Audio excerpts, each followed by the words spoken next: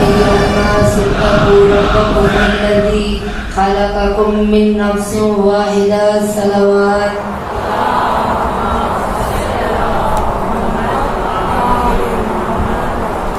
السلام عليك يا حسين يا حسين حسين يا حسين حسين يا حسين حسين يا حسين حسين يا حسين حسين يا حسين نہ ہوگا حسین یا حسین حسین یا حسین نہ ہوگا حسین یا حسین حسین یا حسین یہ تو مظلوم کا ماتم ہے نہ ہوگا یہ تو مظلوم کا ماتم ہے نہ ہوگا على الحسين وعلى علي بن الحسين وعلى أولاد الحسين وعلى أصحاب الحسين السلام على الحسين وعلى علي بن الحسين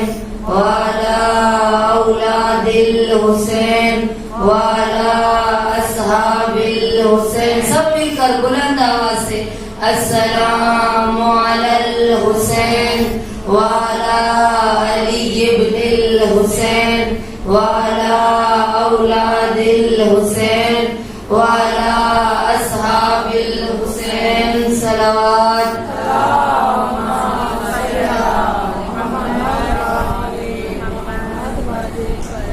نعرہ تکبیر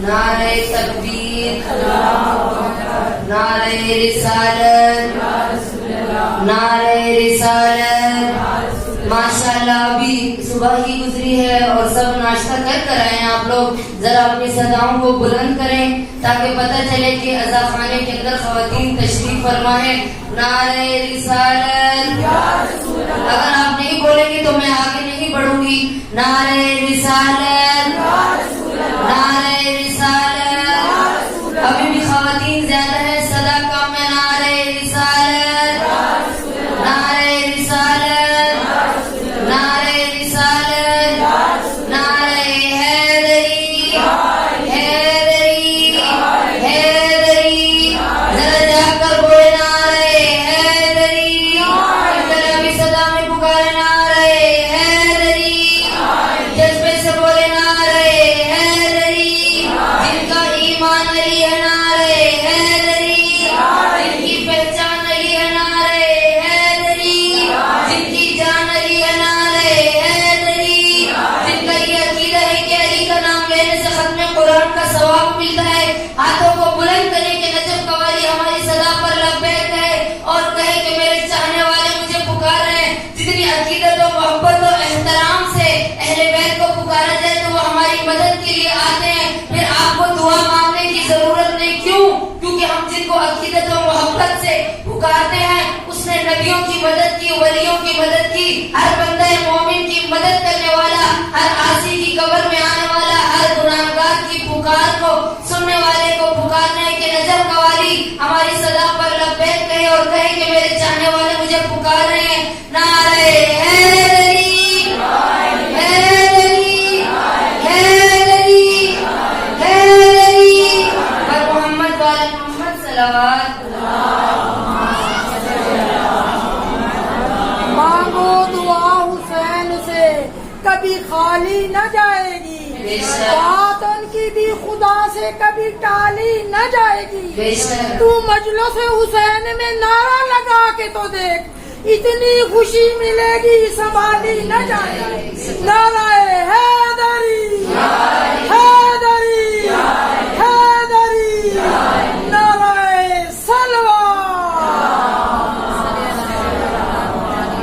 ماشاءاللہ کہ آج کے دور میں کہ یہ اولاد کی تربیت ہے یہ ہمارے والدین کی تربیت ہے کہ اس عمر میں اتنی نیو جنریشن اتنی ینگ بچیاں بیٹھی ہیں لیکن کسی کے اندر اتنی ہمت نہیں کہ وہ نعرہ لگا سکے لیکن ایک خاتون ایک میری ماں نے نعرہ لگایا یعنی بتا رہی ہے کہ ہم کسی گھرانے سے تعلق رکھتے ہیں ہماری ماں نے ہمیں دودھ پلایا تو نعت علی پڑھ کر اگر لوری دی تو یا حسین کہہ کر آج بچیوں کی یہی پریشانی ہے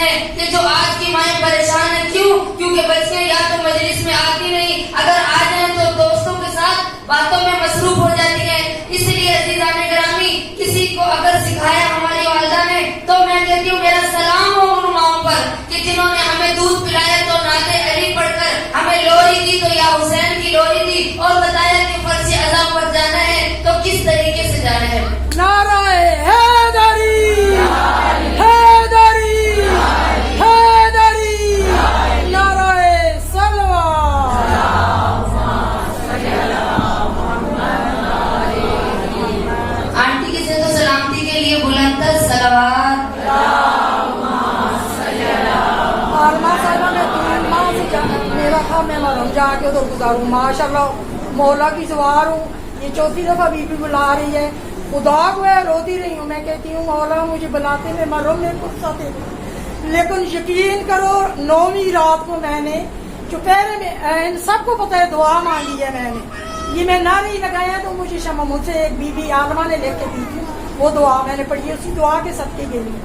और यकीन मानो कि मैं सुबह गई हूँ, थोड़ा सोई हूँ, उठी हूँ, मेरा लाहौर से मैसेज आया है कि अपनी तैयारी पकड़ो, हम अगले माह के 15 को जा रहे हैं। तो फिजा आपके साथ होना है, मेरी बीवी का शुक्र है लाख लाख। इसी वजह से बंदों की नजर में मैं कुछ चीज नहीं हूँ, लेकिन मुझे फख्र ये है कि मेरी बीवी ने मुझे नजर में रखा है। और अल्हम्दुलिल्लाह उस फ्लैट पे जा रही हूँ कि जो जरिया मैंने यकीन करो गाजी की बाहर से देखी है। आपको पता है आम बंदे को वो नहीं दिखाते, जहाँ पे मौला गाजी अब्बास के पानी है। अल्हम्दुलिल्लाह मौला बीवी वो जगह दिखाएगी इंशाअल्लाह, अल्लाह का हुक्म हुआ। और कोई VIP फ्लाइट जा रही है, मुझे इसका नहीं पता, कहती है उस फ्लाइट पे हम लोग जा रहे हैं। तो मौला सबको लेके जाए, मैं सबके लिए दुआ करूंगी कि हमारा काफिला इधर से जाए इंशाअल्लाह। बुलंद सलावत अल्लाहुम्मा सल्ली अला मुहम्मद व आले मुहम्मद वजिल फरजाले। शम्स तबरेज़ से किसी ने सवाल किया कि हर वक्त अली अली करते हो, क्या आखिरत का भी कोई तुमने सामान तैयार किया है? सुबह शाम तुम्हारी जबान पर अली अली है। तो चूंकि अली का किरदार रखने वाला शम्स तबरेज़ था, मशहूर एक बादशाह, एक फकीर गुजरा है, एक वली गुजरा है। जब उससे किसी ने पूछा तो उसने खूबसूरत अंदाज में कहा, काफिशारे कब्र को ऐसा निढाल कर दूंगा, काफिशारे कब्र को ऐसा निढाल कर दूंगा, मैं मुश्किलों की तबीयत बहाल कर दूंगा। अली के नाम ने जुर्रत दी वो ज़ेरे लहर, अली के नाम ने मुझे जुर्रत दी वो ज़ेरे लहर कि मैं खुद फरिश्तों में कोई सवाल कर दूंगा।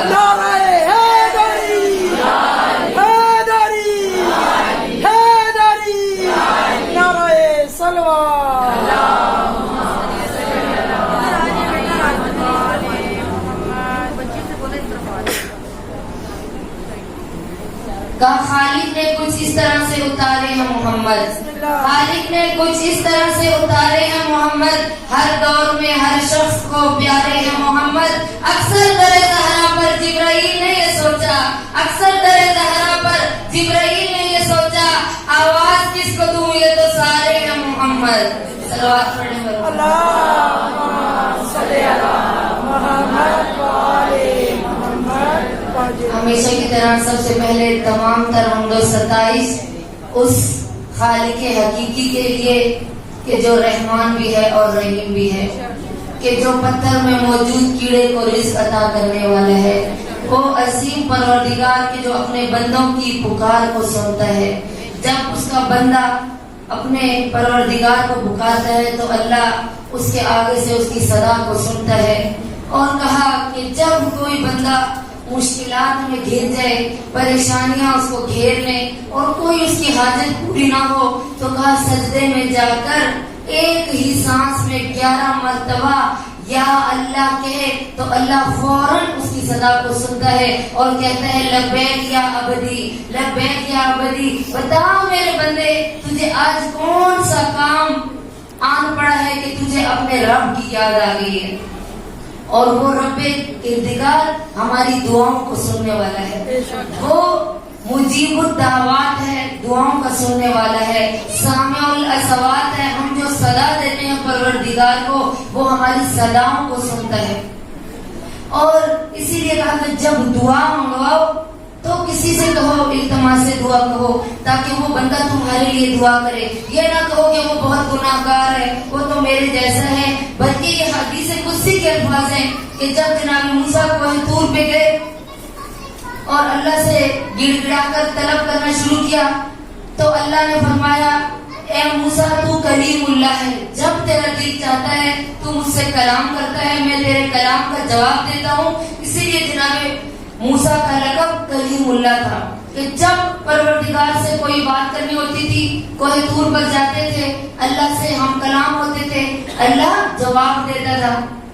कहे मूसा गिड़गिड़ाओ नहीं, जाओ अपने लिए دعا منگواؤ. کہا یا بار الہ میں تیرا نبی ہوں, میں تیرا برگزیدہ بندہ ہوں, تو نے مجھے چنا ہے, مجھے نبی بنا کر بھیجا ہے, میں لوگوں کے لیے دعا کرتا ہوں, تو مجھے کہہ رہا ہے کہ کسی اور سے اپنے لیے دعا کا کہو کہ یا بار الہ کیا میری زبان میں تاثیر نہیں, کیا میرے کلمات کے اندر اثر نہیں ہے. کہا موسیٰ تیرے کلمات میں اثر ہے, لیکن تو پھر بھی اپنی دعا کے لیے کسی اور سے کہے کہ تو میری بات کو سمجھا نہیں, میں تیرے اپنے مطلب کو واضح کر دوں. میں اللہ یہ چاہتا ہوں کہ تو اپنے بارے میں دعا منگوانا چاہے تو کسی اور سے منگوا, یعنی اس شخص سے منگوا کہ جو گناہگار نہ ہو.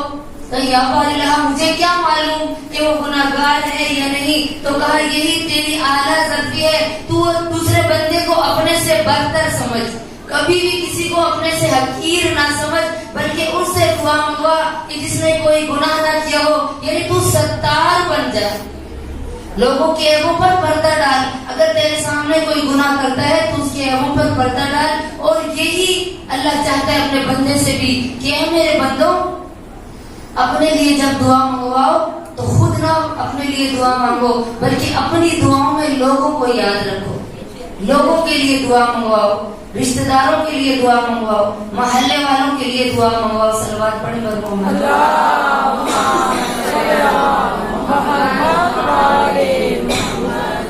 تو عزیزان گرامی, وہ اللہ اپنے بندوں سے بہت زیادہ محبت کرنے والے ہیں کہ اگر ہم اسلام میں دیکھیں کہ اللہ تعالیٰ نے انسان کو کیا مرتبہ دیا ہے, کیا مقام دیا ہے, کس منصب پر انسان کو فائز کیا ہے, تو اگر ہم دیکھنا چاہیں تو طول تاریخ میں قرآن کو اٹھا کر دیکھیں کہ جہاں پر اللہ انسان کے آنے کے مقصد کو بیان کر رہا ہے اور کہہ رہا ہے ہل اتا حین من الدہر شیئا مذکورا.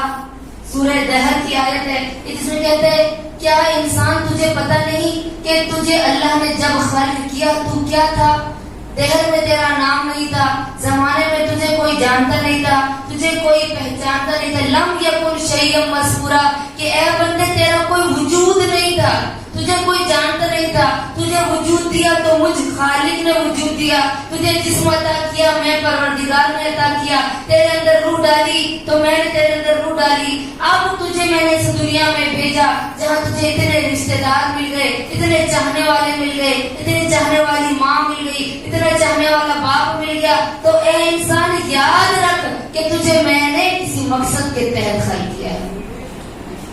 جب بھی عزیزان گرامی اگر ہم دیکھیں دنیا میں بھی, اگر ایک چھوٹی سی مثال دوں گی کہ اگر یہ موبائل ہے تو اس کو دیکھ کے ہمارے ذہن میں پہلا خیال کیا آتا ہے کہ اس کو بنانے والا کون ہے, اور دوسرا خیال کیا آتا ہے کہ اس کے بنانے کا مقصد کیا ہے, کہ اس کو کیوں بنایا گیا. تو عزیزان گرامی جب ہمیں علم نہیں ہوگا تو ہم پوچھیں گے کہ اس کو بنانے والا فلاں انسان ہے اور اس لیے بنایا ہے تاکہ ہم ایک دوسرے سے ارتباط رکھ سکیں, کانٹیکٹ رکھ سکیں, ایک دوسرے سے بات کر سکیں. آج اس موبائل کے ذریعے کروڑوں لاکھوں میل سفر پہ بیٹھے ہوئے لوگ پردیس میں بیٹھے ہوئے آج ہم سے بات کر سکتے ہیں. تو یہ کیا ہے, وسیلہ ہے.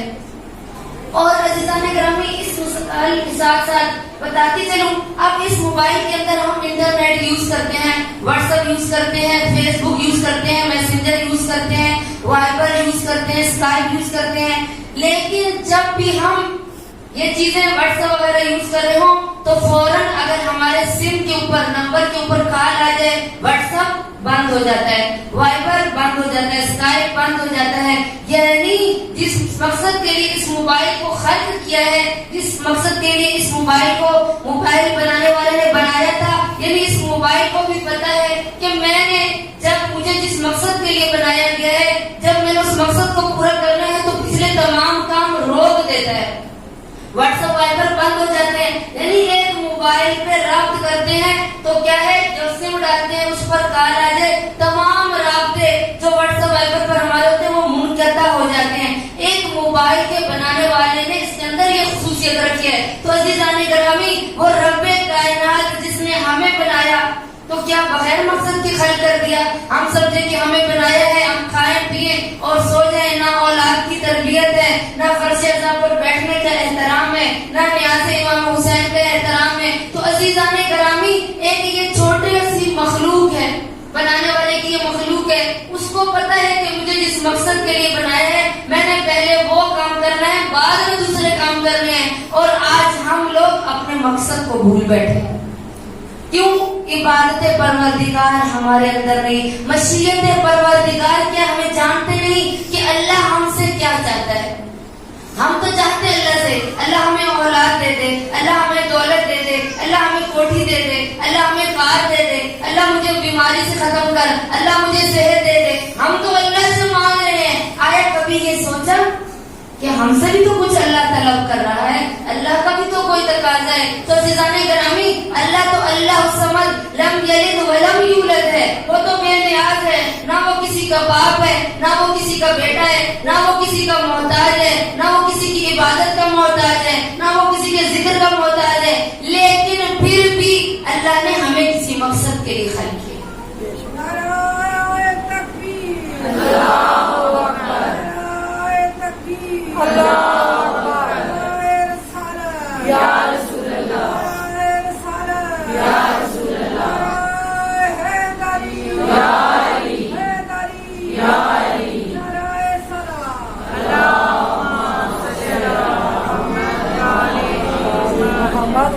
تو عزیزان گرامی، ہم نے اپنے مقصد کو سمجھنا ہے کہ اللہ نے ہمیں کیوں خلق کیا ہے، اللہ ہم سے کیا چاہ رہے ہیں۔ کچھ لوگ یہ سمجھتے ہیں اللہ کی عبادت کر رہے ہیں بس کافی ہے ہمارے لیے۔ عزیزان گرامی، اللہ کی عبادت کرنے والے کچھ ایسے ملائکہ ہیں جو قیامت تک سجدے کی حالت میں رہیں گے، کچھ ایسے ملائکہ ہیں کہ جو رکوع کی حالت میں ہیں، قیامت تک رکوع کی حالت میں رہیں گے۔ اللہ کے کچھ ایسے ملائکہ ہیں جو قیام کی حالت میں ہیں، قیامت تک قیام کی حالت میں رہیں گے۔ یعنی اللہ کو اپنی عبادت کے لیے تو فرشتے ہی کافی تھے، اس نے ہمیں عبادت کے لیے خلق کیا ہے۔ عبادت کا مطلب کیا ہے، عبادت کا مفہوم ہی ہم نے نہیں سمجھا۔ ہم عبادت کرتے ہیں کہ دنیا کو سائڈ پر رکھ دیں گے، رشتہ داروں کو پتہ نہیں، اولاد کو پتہ نہیں، مصلی عبادت بچھا لیا۔ عزیزان گرامی، اصل میں یہ عبادت نہیں، عبادت کیا ہے؟ آپ جو بھی کام کر رہی ہیں، بچے کی پرورش کر رہی ہیں، گھر میں جھاڑو برتن کر رہی ہیں، اولاد کی تربیت کر رہی ہیں، گھر داری کر رہی ہیں، جھاڑو لگا رہی ہیں، شوہر داری کر رہی ہیں، ماں باپ کی خدمت کر رہی ہیں، آپ کی نظر میں یہ ہو کہ میں یہ کام قربتاً اللہ کر رہی ہوں، یعنی میں اللہ کو راضی کرنے کے لیے کر رہی ہوں، تو کہا یہ بھی عبادت ہے۔ ضروری نہیں کہ آپ سارا دن مصلی عبادت پر بیٹھے، ہاتھ میں لمبی سی تسبیح لے کر بیٹھتے رہے، تسبیح کے دانے گھماتے رہے، ذہن کہیں اور حرکت کر رہا ہے، زبان کسی اور کا نام لے رہی ہے۔ عزیزان گرامی، عبادت کو سمجھیں۔ مصلی عبادت اپنے ٹائم پر بچائیں، جو ہم گھر میں کام کر رہے ہیں اگر وہی ہمارے کام پروردگار کی رضا کے لیے ہو جائے تو وہ بھی عبادت ہے۔ تو عزیزان گرامی، ہمارا جو موضوع چل رہا تھا اور آج اس کا آخری دن ہے کہ اسلام میں خواتین کا کردار۔ پہلے دن بھی میں نے بتایا کہ اللہ نے عورت کو یہ مقام دیا ہے، یہ منصب دی ہے، عزت دی ہے اسلام نے۔ آج عورت چاہتی ہے کہ وہ اسلام کے دائرے سے نکل جائے، مسلمان ہو کر یہودیوں کے سیرت پر چلنا چاہتی ہے، ان کے کریکٹر کو اختیار کرنا چاہتی ہے۔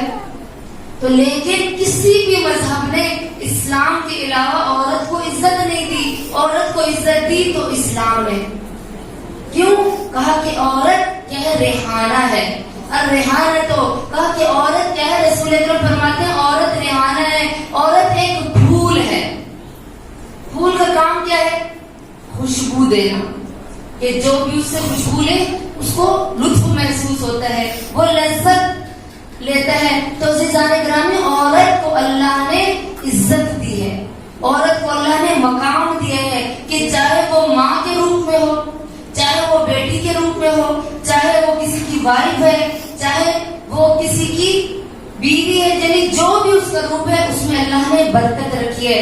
اگر اس کو ماں بنایا تو اس کے پاؤں کے نیچے اللہ نے جنت رکھ دی۔ اگر اس کو کہا کہ بیوی بن کر کسی کے گھر میں جاؤ تو کہا کل ایمان ہو جاتا ہے۔ ایک شادی شدہ خاتون کی 2 رکعت نماز ایک غیر شادی شدہ عورت کی 70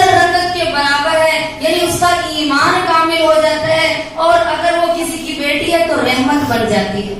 بے شک. اور عزیزان گرامی یہ کس نے عزت دی؟ اللہ نے عورت کو عزت دی. طول تاریخ میں ہم دیکھیں، تاریخ کے اوراق پلٹا کر دیکھیں تو اسلام کے لیے کامیابی بنی، اسلام پر قربانیاں دی تو خواتین نے زیادہ دی. جہاں مرد کا منصب تھا وہاں عورت نے ساتھ دیا تو وہ کامیابیاں ہوتی گئی. اور دیکھیے جناب خدیجہ الکبریٰ کی ذات کو لیں، جناب حاجرہ کی ذات کو لیں، جناب سارہ کی ذات کو لیں، جناب آسیہ کی ذات کو لیں. یہ سب ہستیاں کیا تھی کہ جنہوں نے اسلام کے لیے قیام کیا تھا اور اللہ نے ان کو سر بلند کر دیا. اللہ نے ان کو قرآن میں تذکرہ کر دیا اور کہا کہ یہ برگزیدہ خواتین ہیں، یعنی انہوں نے کچھ کام کیا. تو عزیزان گرامی اللہ نے ان کو یہ منصب دیا. اب جناب مریم کا تذکرہ کروں گی کہ جناب مریم کون تھی. سورہ مریم پوری قرآن میں موجود ہے. ذرا جا کر تفسیر اٹھائیں کہ ان کے باپ نے منت مانی تھی کہ اللہ مجھے جو اولاد دے گا میں اس کو خدا کے گھر نذر کر دوں گا. اور ان کے باپ کو اللہ نے بیٹے کے بجائے بیٹی دی. جناب مریم پیدا ہوئی تو ان کے باپ نے کہا میں نے منت تو ادا کرنی ہے، کیونکہ منت جب عزیزان گرامی شریعت کا تقاضا ہے کہ جیسے ہی آپ کی حاجت پوری ہو تو آپ نے منت مانی تو فوراً منت کو ادا کرو. اب ان کے باپ نے کہا چاہے بیٹی ہے میں اس کو خدا کے گھر میں نذر کروں گا. اب جناب مریم کہاں رہتی تھی؟ بیت المقدس میں رہتی تھی، جو ہمارا پہلا قبلہ تھا بیت المقدس، وہاں پر جناب مریم رہتی تھی. جناب مریم وہاں پر رہتی تھی تو کیا ہوتا تھا کہ ہر روز جناب زکریا ان کے لیے خوان لے کے جاتے تھے، طعام لے کے جاتے تھے، کھانا لے کر جاتے تھے. اور کہا ایک دن جناب زکریا ان کے لیے کھانا لے کر گئے تو کیا دیکھا کہ جناب مریم کے سامنے اللہ کی طرف سے خوان آیا ہوا ہے، دسترخوان بچھا ہے. فوراً کہا اے مریم تمہارے پاس یہ پھل فروٹ دینے والا کون ہے؟ بیت المقدس کی چابی میرے پاس ہے، تالا میں لگا کر جاتا ہوں، کھولتا میں ہوں، تو میرے پاس کون ہے جو تالا بھی ثابت ہے، چابی بھی میرے پاس موجود ہے، کسی نے تالا بھی نہیں توڑا، تو کون ہے کہ جو تمہیں یہ دسترخوان دے کر گیا ہے؟ تو جناب مریم میں رہتی ہوں، جس کی میں عبادت کرتی ہوں، اس اللہ تعالیٰ نے مجھے یہ دسترخوان بھیجا ہے. جناب زکریا حیران ہو گئے، کیا دیکھا کہ بے موسمی فروٹ پڑے ہوئے ہیں، موسم کے بغیر کے پھل فروٹ پڑے ہیں اور اتنا تازہ کھانا پڑا ہوا ہے. اور پھر جناب زکریا نے کہا سمجھ گئے کہ یہ اللہ کی برگزیدہ خاتون ہے. کیوں؟ اور اب جناب مریم کہا کہ کتنی عمر تھی جناب مریم کی؟ کہا 9 سال عمر تھی. اور جب اللہ تعالیٰ نے ایک دن جناب مریم خدا کی بارگاہ میں عبادت کر رہی تھی تو کیا ہوا؟ جبرائیل نازل ہوئے اور کہا اے مریم میں تمہیں بشارت دیتا ہوں کہ تم ماں بننے والی ہو. فوراً جناب مریم نے کہا کہ مجھے آج تک کسی مرد نے ہاتھ نہیں لگایا ہے، تو آج تک مجھے کسی مرد نے ہاتھ نہیں لگایا اور میں کیسے حاملہ ہو گئی؟ لوگ میرے بارے میں باتیں کریں گے. کہا اللہ کا حکم ہے. جناب مریم فوراً خاموش ہو گئی کہ یقیناً خدا کی کوئی مشیت ہوگی، خدا کی کوئی مصلحت ہوگی. اب جناب مریم جب بیت المقدس سے نکلی اور جب بیت المقدس سے باہر گئی اور خواتین نے ہاتھ اٹھانا شروع کیا، کہا یہ کیا؟ مریم تو اللہ کے گھر میں رہتی ہے، مریم حاملہ ہو گئی ہے، یہ مریم کے پاس بچہ کہاں سے آیا؟ نعوذ باللہ کسی خاتون چونکہ جلد باز ہوتی ہے فوراً قیاس آرائی شروع کی. کہا جناب مریم اللہ کے گھر میں رہتی ہے، یقیناً یہ جھوٹ بولتی ہے، میں خدا کی عبادت کرتی ہوں، اس کے پاس بچہ کہاں سے آیا؟ اس نے شادی تو کی نہیں، کوئی مرد تو ہم نے دیکھا نہیں، آج تک کسی مرد نے ہمارے سامنے ہاتھ نہیں لگایا، تو یہ بچہ کہاں سے آیا؟ حاملہ ہو گئی. لیکن جناب مریم خاموش تھی. کیوں؟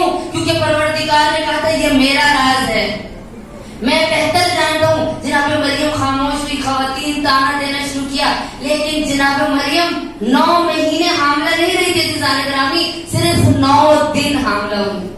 9 دن جناب مریم کا حمل تھا اور 9 دن کے بعد جب جناب عیسیٰ کی ولادت کا وقت آیا تو جب جناب عیسیٰ اس دنیا میں آگے خواتین نے باتیں شروع کی کہ وہ دیکھو بچہ جنم دے دیا. کسی نے کہا اللہ کے گھر میں رہتے نعوذ باللہ اللہ کا بیٹا ہے، کسی نے کہا کہ کہیں سے منہ کالا کر کے آئی ہے، یعنی جتنے منہ اتنی باتیں ہونا شروع کی.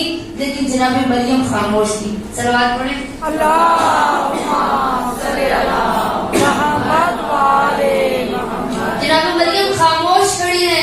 کیوں؟ کیونکہ مشیت پروردگار یہ تھی، جو اللہ کے لیے قیام کرتا ہے اللہ اس کی عزت خود رکھتا ہے.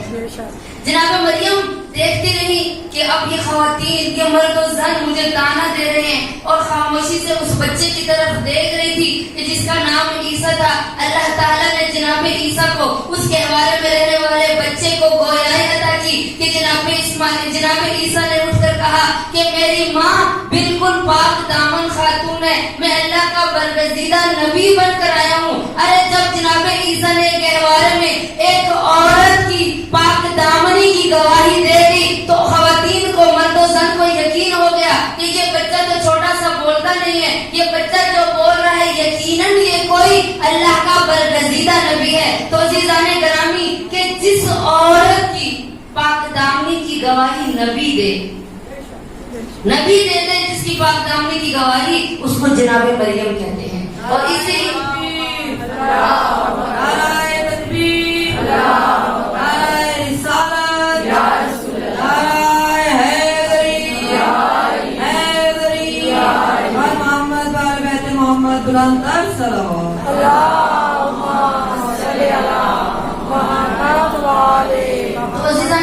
اسلام میں بہت سی خواتین ہیں جنہوں نے قیام کیا، جرأت دکھائی، مشیت پروردگار کو اپنے ذہنوں میں رکھا تو اللہ نے ان کو مقام دیا. آج دو ایسی خواتین کا ذکر کروں گی کہ جن کا ممبر سے کم ذکر کیا جاتا ہے، بلکہ میں نے تو بہت ہی کم سنا. ایک جناب طوعا. کون تھی جناب طوعا؟ کہ جس نے جناب مسلم بن عقیل کو، صغیر حسین کو پناہ دی تھی. کس دور میں پناہ دی کہ پورا کوفہ دشمن تھا حسین ابن علی کے صغیر کا. جگہ جگہ حسین کے صغیر کو تلاش کیا جا رہا تھا، جگہ جگہ ابن زیاد کے سپاہی تھے، پورے علاقے میں کوفہ میں خوف و ہراس تھا. لیکن اس عورت نے، اس خاتون نے کیا کیا؟ جرأت پیدا کی، استقامت پیدا کی، محبت اہل بیت کا دعویٰ نہیں کیا بلکہ کر کے دکھایا.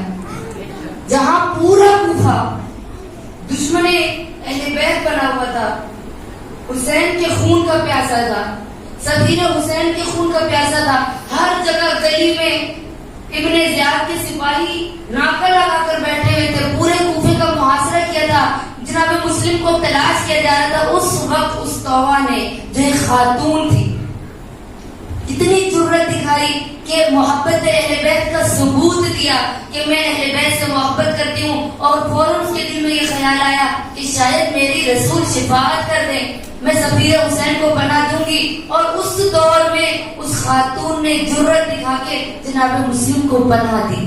تو وہ کون تھی؟ ایک خاتون تھی. جب تمام کوفہ کے مردوں نے صغیر حسین کا ساتھ چھوڑ دیا، پناہ دینے سے انکار کر دیا، تو جس نے پناہ دی وہ طوعا ایک خاتون تھی جس نے محبت اہل بیت کا ثبوت دیا اور شفاعت حضرت فاطمہ الزہرا کی مصداق بن گئی. تو عزیزان گرامی وہ جرأت کس نے دی؟ وہ محبت اہل بیت، وہ ثابت قدمی، وہ صبر و استقامت کس نے دیا؟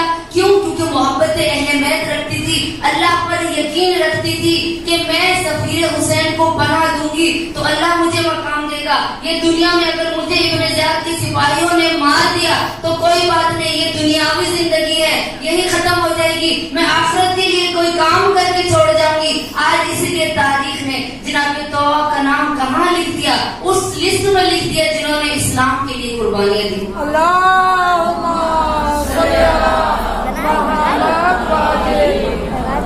تو عزیزان گرامی دوسری خاتون کہ جس نے قیام کیا اور کوشش کی وہ کون تھی؟ کہ حارث کی بیوی.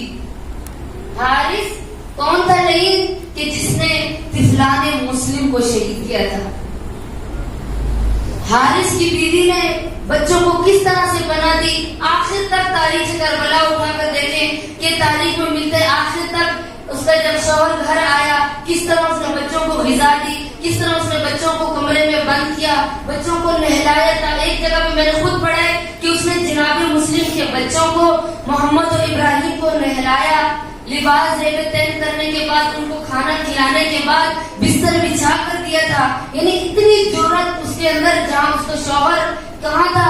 سارا دن ان بچوں کو تلاش کر رہا تھا اور اسی کے گھر کے اندر اس کی بیوی نے جرأت پیدا کی. جانتی تھی میرا شوہر صراط مستقیم پر نہیں چل رہا, جانتی تھی کہ میرا شوہر دنیا کے مال کے پیچھے, جانتی تھی کہ میرا شوہر وہ کچھ شہوات رکھتا ہے, شہوت پرست ہے, دنیا سے محبت رکھتا ہے, لالچ دنیا رکھتا ہے, ابن زیاد کا پٹھو ہے, ابن زیاد کے کرائے کا قاتل ہے. یہ بچوں کو تلاش کر رہے, لیکن جانتی تھی کہ یہ شجرہ نسب کون سے شجرہ نسب طیبہ ہے.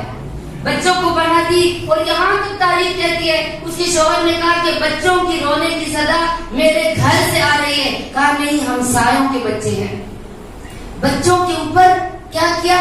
اس نے اپنا سایہ رکھا, اس نے بچوں کو اپنے پشت پناہی دی, بچوں کو اپنے پیچھے چھپا کر رکھا. اور آخر تک اس بیوی کے بارے میں ملتا ہے کہ اس نے پوری کوشش کی بچوں کو بچانے کی.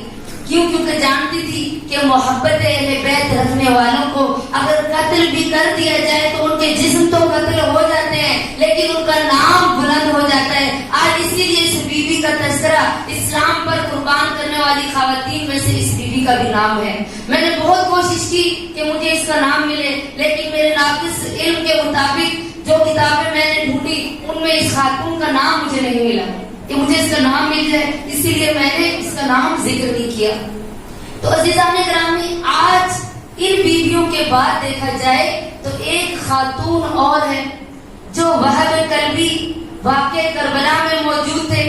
72 میں سے ایک عیسائی تھے وہب کلبی. کون؟ کہ جو عیسائی تھے, تاریخ کہتی ہے ایک جگہ پہ لکھا ہے 17 دن, ایک جگہ لکھا ہے 29 دن. بہرحال ہر جگہ لکھنے والے بہت سے مورخ تھے, ہر ایک نے اپنے اس تعداد کے مطابق مشخص کیے دنوں کو. بہرحال کہا کہ اس کی تازہ شادی ہوئی تھی.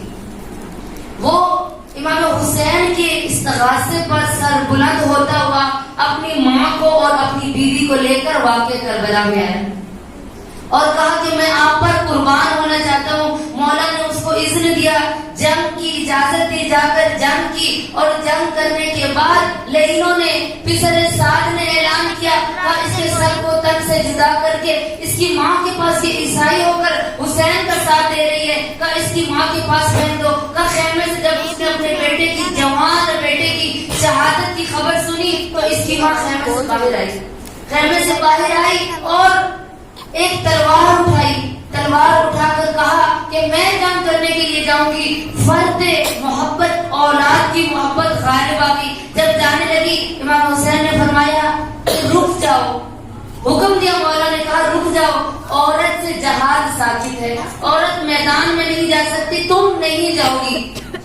تمہارے بیٹے کو اللہ نے شہادت نصیب کی ہے. اب وہ خاتون رک گئی کیونکہ ایک امام کا حکم تھا, امام کا حکم تھا, فوراً رک گئی. اب وہ ساروں کو للکار کر کہنے لگی کیا ملا, تم نے میرے بیٹے کو قتل کر دیا, شہید کر دیا ہے, تمہیں شرم نہیں آتی؟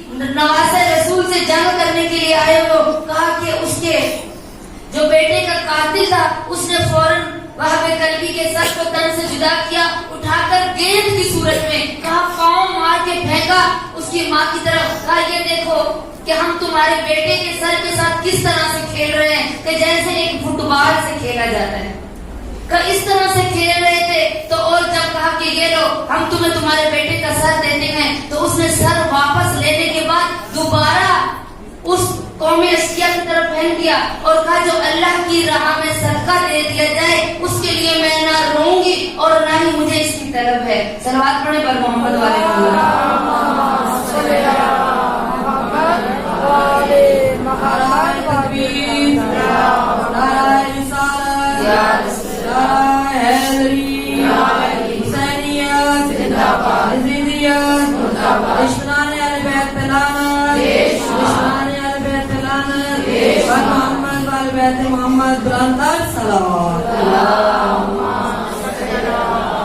ابو جہلوں سے مت پوچھو علی کیا ہے, علی تم کو بتائیں گے علی کیا ہے, نبی کیا ہے. ابو طالب کے بیٹے کی محبت دل میں لے جانا, خدا خود تم سے پوچھے گا بتا تیری رضا کیا. نعرہ حیدری حیدری حیدری, نعرہ سلوات.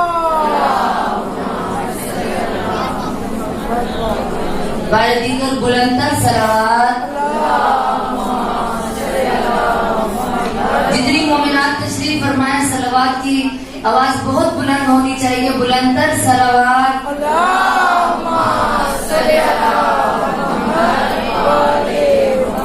तो अज़ीज़ान गिरामी, अब करबला में जिन खवातीन का नाम आया है कि जिन्होंने करबला में क़याम किया, उनमें से कौन है कि देखिए इमाम हुसैन मदीना से निकले तो कुछ खवातीन को साथ लेकर निकले थे।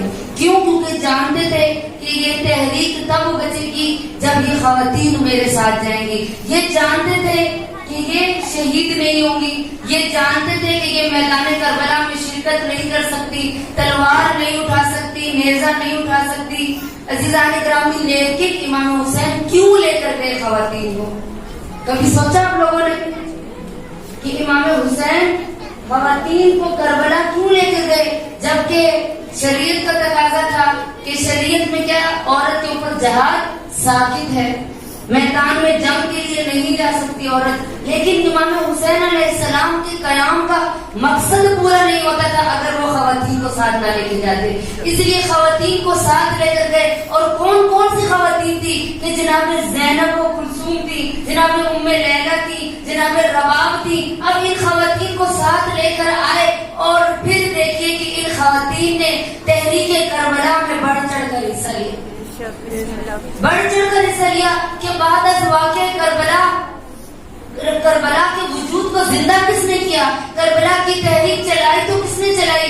अगर कहा, इसीलिए एक दानिशवर कहते हैं करबला दर करबला भी मानत, अगर ज़ैनब नबूद का अगर ज़ैनब करबला में ना होती तो करबला वहीं पे खत्म हो जाती। लोग भूल जाते वाक़े करबला को, लोगों की जबानों पर हुसैन इब्न अली का तज़किरा ना होता। चूंकि यजीद ने किराए के लोगों को बुलाया था, किराए के रावी थे जो यजीद के कहने पर राइटर लिखने वाले थे, वो लिख दिया था उन्होंने। आज इसीलिए हमारी तारीख में ये बात रकम है कि दो खारजियों की जंग थी, कि दो बादशाहों की जंग थी, इक़्तिदार के लिए उन्होंने जंग की थी, इसीलिए एक ने जो है तख्त हासिल कर लिया और एक मारा गया। अज़ीज़ान इकराम, इस करबला के वाक़े को जिंदा किया तो किसने? ज़ैनब बिन्ते अली ने। बीबी की अज़मत में बुलंदतर सलावत।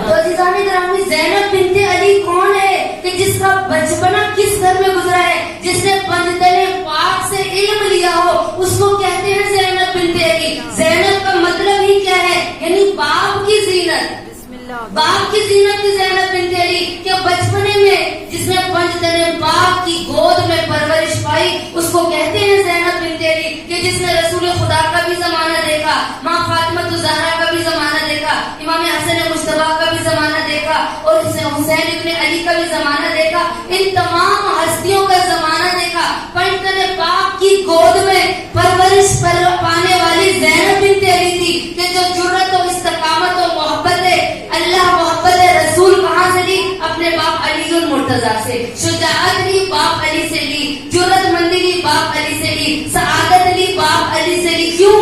बाप की तरह थी। इसीलिए कहा कि जब ज़ैनब बिन्ते अली खुतबा देती थी तो कोई ये नहीं कहता था ये कौन खातून है, कोई कहता था क्या अली दोबारा जिंदा हो गए, अली दोबारा जिंदा हो गए। क्यों? क्योंकि अली के लहजे में अली की बेटी खुतबा दे रही थी। करबला की शेर दिल खातून ज़ैनब बिन्ते अली थी, ये जो 72 की सोगवार थी। अज़ीज़ान इकरामी, आज किसी खातून का जवान बेटा मर जाए, वो 2-2 साल बिस्तर से नहीं उठती। जिसके बेटे चले जाएं, जिसका भाई चला जाए, और सोचे, जरा तसव्वुर करें कि कितना सब्र होगा। इसलिए आज तिले ज़ैनबिया की जो ज़ियारत करने के लिए जाती है ना अज़ीज़ान इकरामी, उस तिले ज़ैनबिया पर सबसे पहला जुमला क्या लिखा है? अस्सलामु अलैका या सब्रुल जबल। कि ए बीवी, जिसका सबर किसकी तरह था? जबल की तरह था, पहाड़ की तरह था, कि जिसने पहाड़ की तरह सबर किया।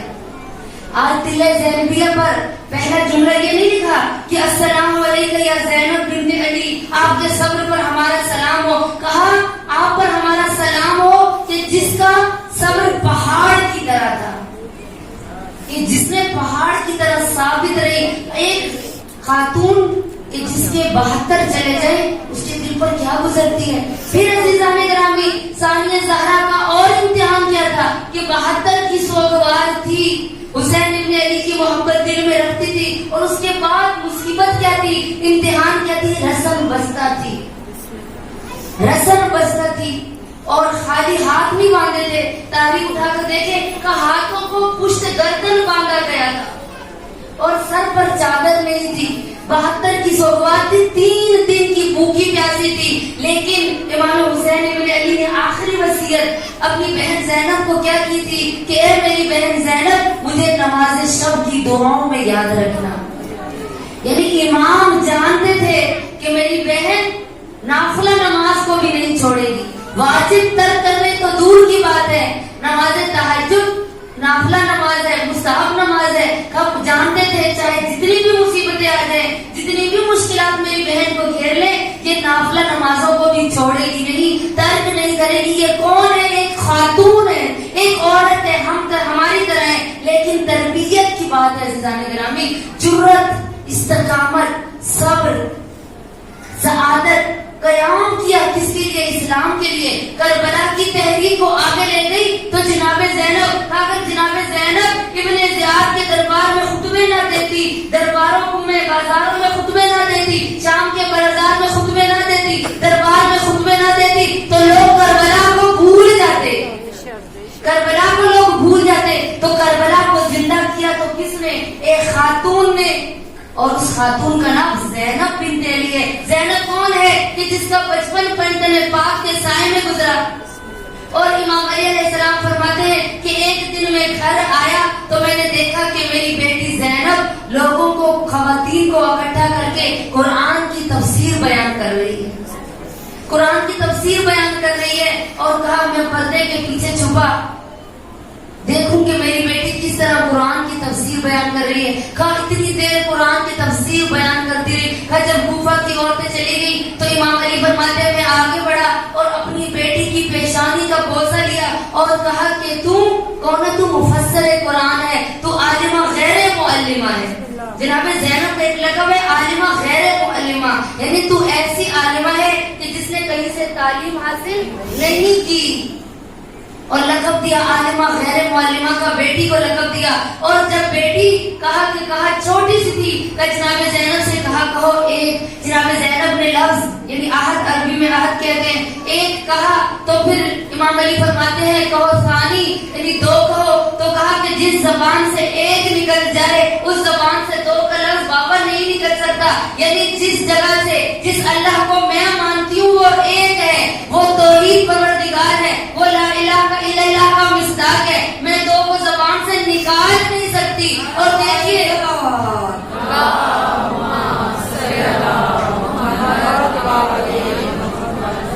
عزیزان گرامی، اتنی استقامت، اتنی جرأت کہاں سے آئی زینب میں؟ جانتی تھی کہ اگر میں نہیں نکلوں گی تو لوگ میرے بھائی کو خارجی کہہ کر ختم کر دیں گے. اس لیے ثانیہ زہرا نے کربلا کی تحریک کو آگے بڑھایا کہ کربلا کے بعد جب مولا نے جناب ثانیہ زہرا کو وصیتیں کی تھی تو کہا تھا جتنا رونا ہے رو لو، اس کے بعد تیری اور میری ذمہ داری تبدیل ہو جائے گی.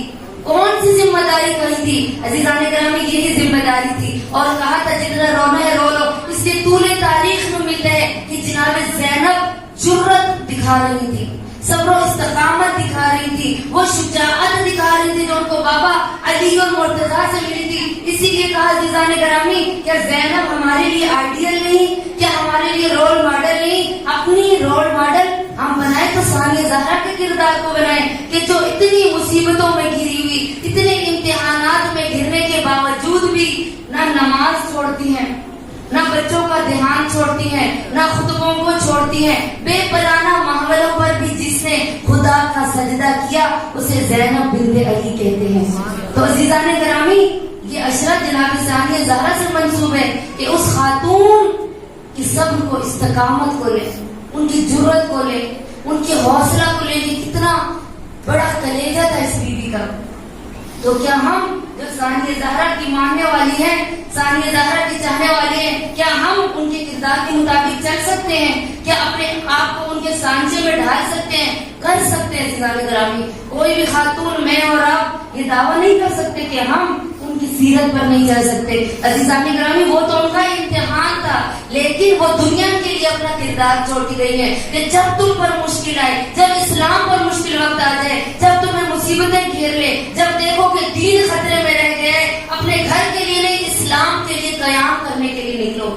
آج بھی دنیا میں ایسی خواتین موجود ہیں. یہ شہیدہ بنت الہدیٰ کہ جن کا نام کون تھی؟ شہیدہ بنت الہدیٰ کہ شہید باقر الصدر کی بہن، عراق کی بہت مشہور خاتون ہے جو ایک مجتہدہ تھی، ایک مجتہد کی بہن تھی بنت الہدیٰ. کا شہید باقر الصدر کو صدام نے کیا کیا؟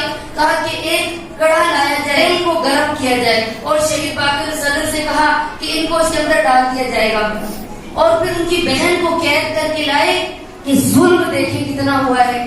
جو بھی اسلام کے لیے نکلا ان پر ظلم کتنا ہوا. کہا کہ شہید باقر الصدر کی بہن کو، باقر الصدر کو چوراہے میں لائے اور ایک کڑاہا رکھا گیا جس میں تیل گرم ہو رہا تھا. تمام صدام لعین کے فوج عراق میں جمع تھی، اور اس بغداد میں اس لعین نے کیا کیا؟ کہا اپنے سپاہیوں سے اس کی بہن بنت الہدیٰ کو بحرینہ کر دو.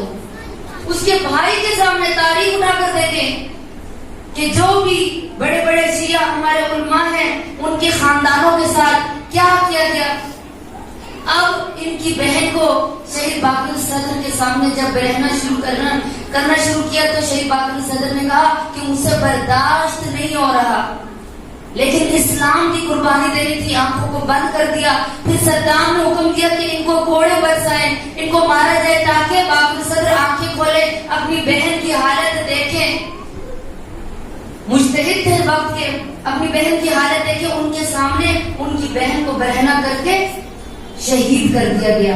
شہیدہ بنت الہدیٰ ایک خاتون تھی کہ جن کو ان کے بھائی کے سامنے برہنہ کیا گیا. آج بھی جب عراق میں، بغداد میں شہید باقر الصدر کی بہن کی اور شہید باقر الصدر کی تصویریں لگی ہوئی ہیں.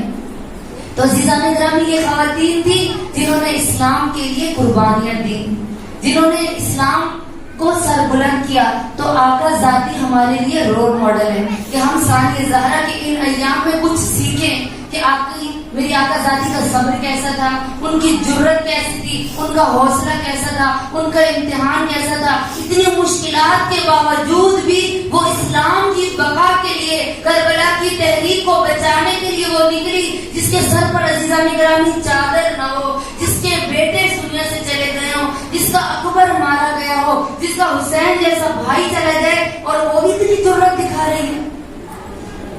اسی لیے کہا کہ جب ثانیہ زہرا کو 12 محرم کی شام کو کہا یہ قافلہ جب کوفہ پہنچا تو ابن زیاد نے حکم دیا کہ رات کی تاریکی ہو گئی ہے، آپ لوگ کوفہ سے باہر ہی قیام کریں.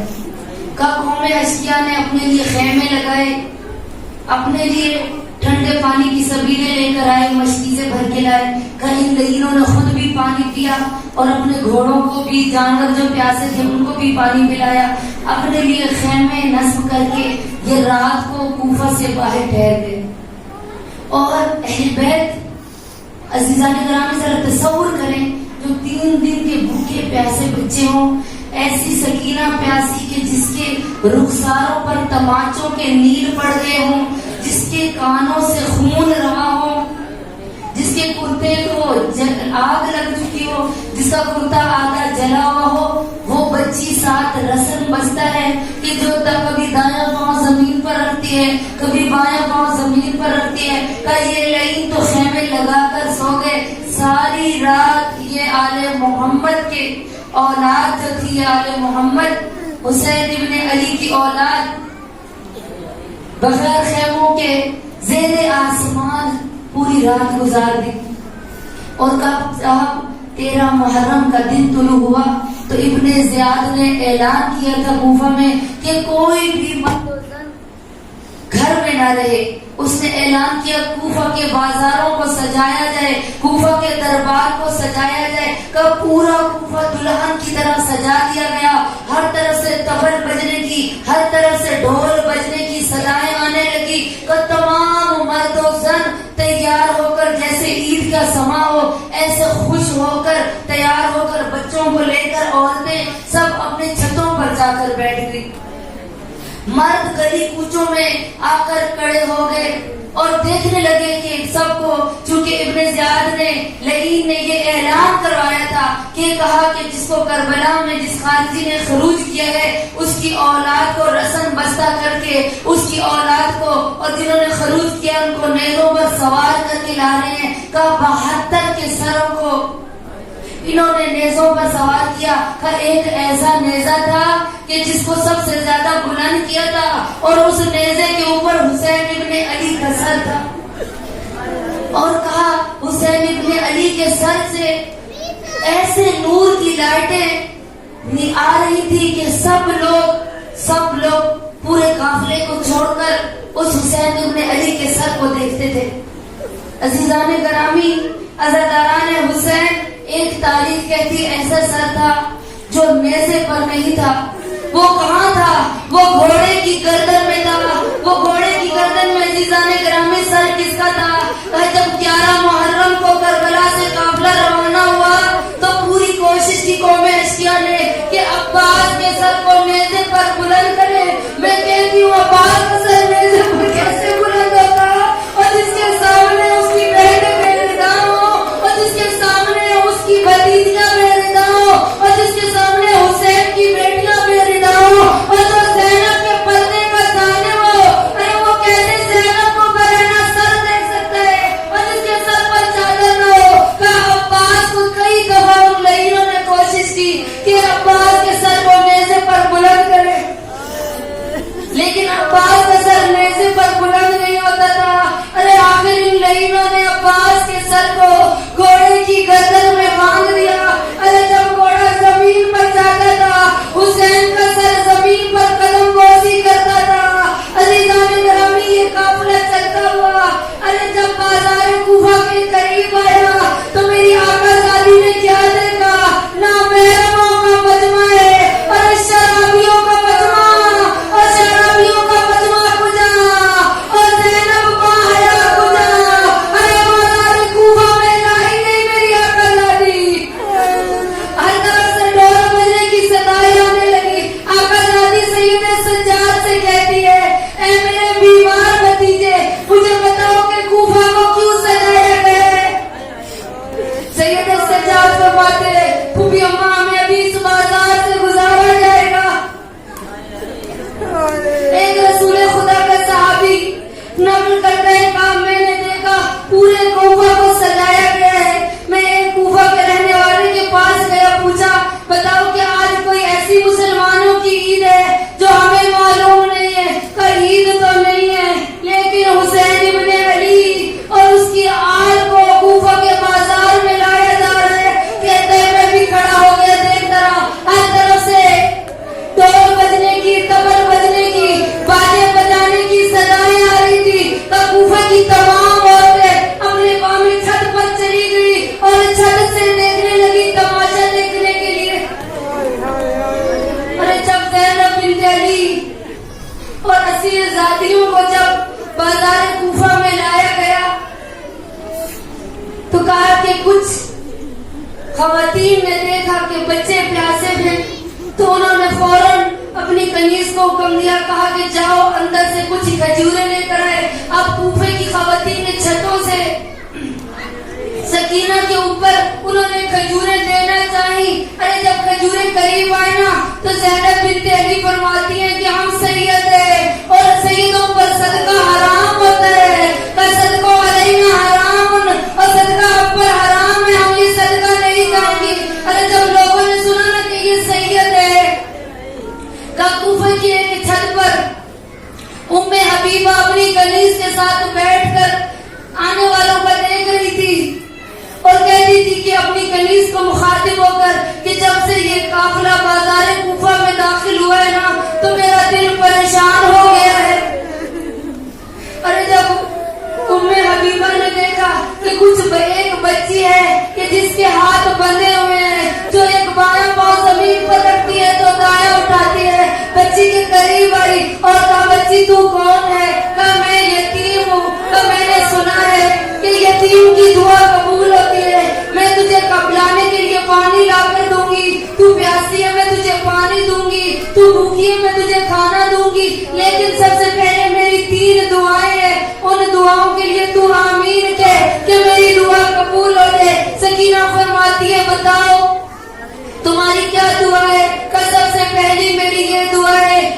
طرح تو یتیم ہوئی ہے، دعا کر کے میری اولاد یتیم نہ ہو۔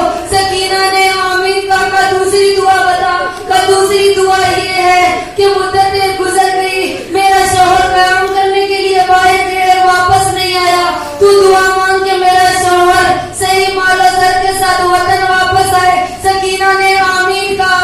ارے جب تیسری دعا کے لیے ام حبیبہ کہتی ہے مانگ دعا، کا مدتیں گزر گئی اور میں مدینہ نہیں جا سکی، میں مدینے والے سیدوں کی کنیز ہوں اور میرے لیے دعا مانگ۔ اور کئی وقت گزر گئے جب سے شادی ہوئی ہے، میں نے اپنی آقا زادیوں کی زیارت نہیں کی ہے۔ سکینہ کہتی ہے کہ آمین جب سکینہ نے کہا نا، ارے زینب بنت علی نے اپنے محمل سے ام حبیبہ کو پہچان لیا۔ کہے ام حبیبہ اگر تو نے جو آخری دعا منگوائی ہے، تو اس مجمع کے اندر اگر یہ تیری آخری دعا قبول ہو جائے، ام حبیبہ کہتی ہے فوراً اے خاتون کہتن خاموش ہو جا، اور کہاں یہ نجس ماحول، اور کہاں مدینے والے میرے سید اور میری آقا زادیوں کا نام اس نجس ماحول میں نہ لینا۔